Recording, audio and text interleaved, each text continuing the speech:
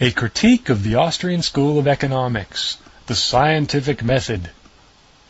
Perhaps the defining difference between mainstream and Austrian economists lies in their opposing philosophies towards learning truth.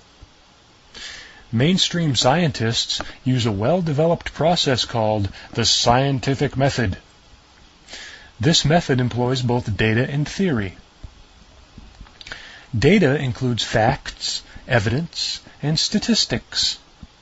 Theory is the attempt to describe general laws, principles, and causes and effects found in the data. Both form a cycle, as data goes into the formulation of theory, whose conclusions then engender more data collection in an attempt to confirm, refute, or develop yet more theories.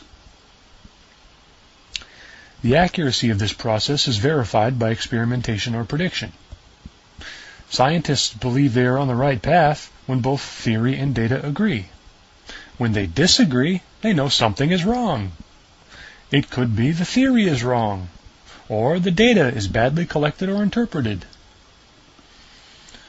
Austrians accept this method in principle, but argue that it is more appropriate for hard sciences like physics or chemistry, not soft sciences like sociology or economics. The problem is that humans, unlike electrons, have freedom of choice. They are therefore vastly more unpredictable, even if placed in the same situation twice. Within economics, Austrians favor a method called a prioriism. A priori knowledge is logic or knowledge that exists in a person's mind prior to and independent of outer world experience. For example, the statement 2 + 2 = 4 is true whether or not a person goes out into his garden and verifies this by counting 2 pairs of tomatoes.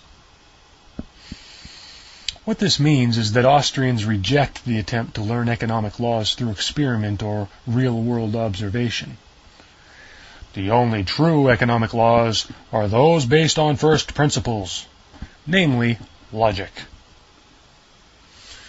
As Hayek wrote, economic theories can, quote, never be verified or falsified by reference to facts. All that we can and must verify is the presence of our assumptions in the particular case, close quote. So the mainstream approach is inductive, and the Austrian approach is deductive.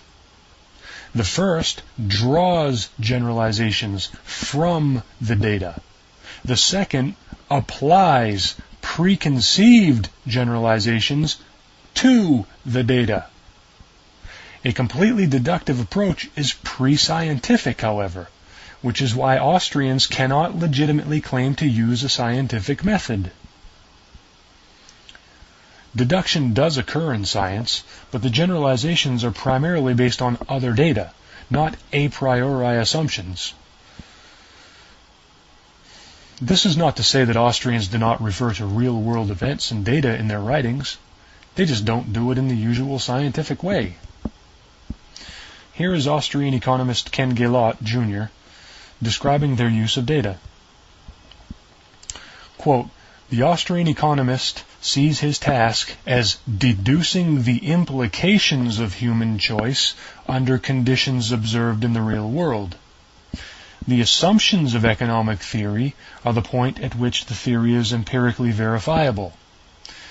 This approach allows qualitative prediction of economic events, explanation of observed patterns, and evaluation of government policy. Close quote.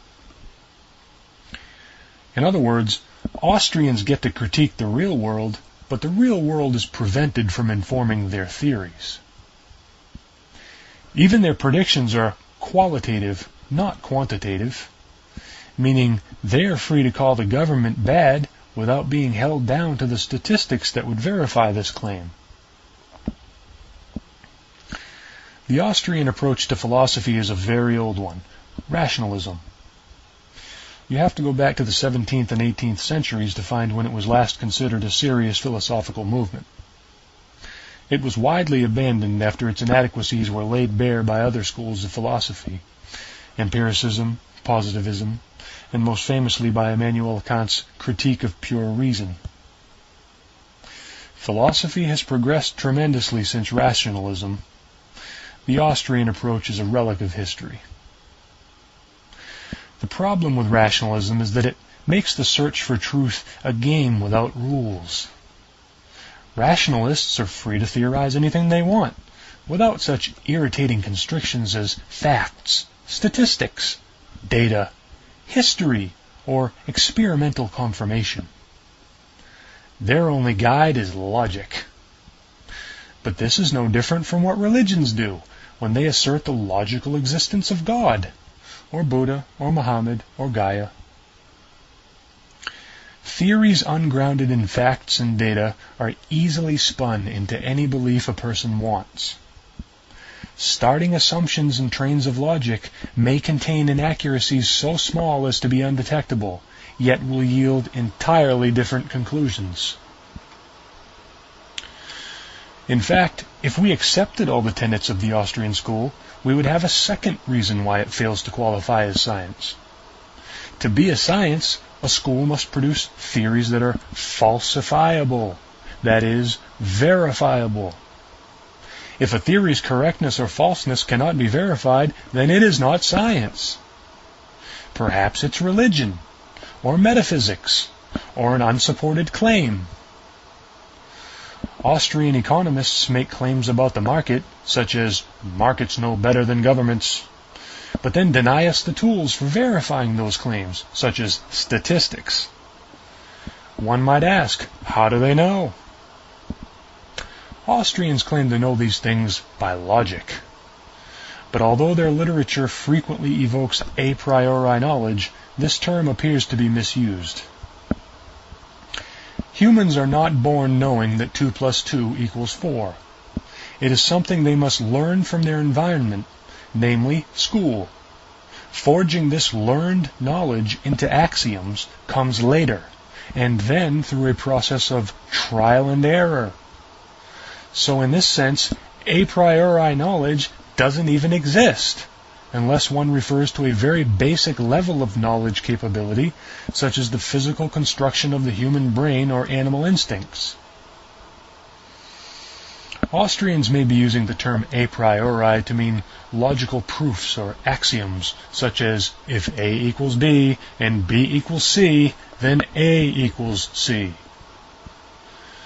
But if Austrians were creating economic axioms that were true by logical force, then the Austrian school would become world famous overnight, whether mainstream economists liked it or not. In truth, Austrian journals are not filled with these kinds of axioms. Their arguments are really no more than theories that are guided or tested by logical proofs. Again, that's no different from what religions do. The fact that we have thousands of different religions in this world is remarkable evidence of the fallibility of this method.